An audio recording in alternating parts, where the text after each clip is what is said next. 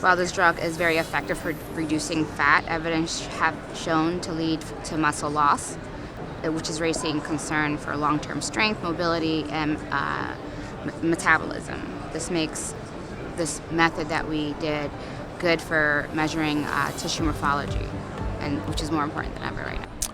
Hi, my name is Brian Tabb, and I'm sitting with Rosa Cheru to talk about her 2025 NSH poster, Wheat Germ Agglutinin, Staining Optimized for Image Analysis of Muscle Tissue Morphometry. Well, thank you for joining us. Thank you for having me.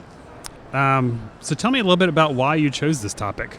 So I chose this topic because this is a study that we were doing in our lab, and it was novel. It's a novel method that we did. So we were looking at skeletal muscle for mouse.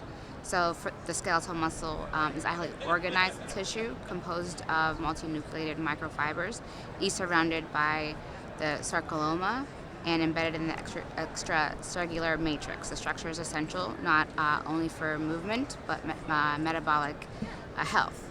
Why do we care So why we did the study is recently there's been a growing interest in the effects of GLP-1 medication for weight loss. So, such as like semaglutide, which is widely being used for weight loss.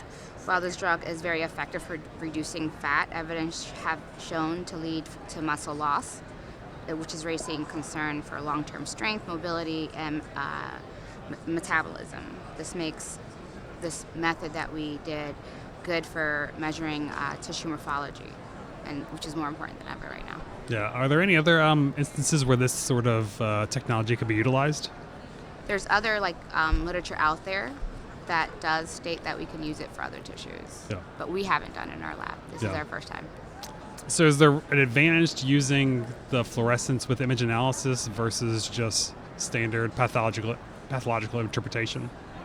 Yes. So in the images that are on the poster, you could see that with H&E, outlines are not crisp enough for it to be picked up, and then with the fluorescence, you could program it. You can take images and then kind of pick up and highlight it, so you can delineate which areas you want to quantify.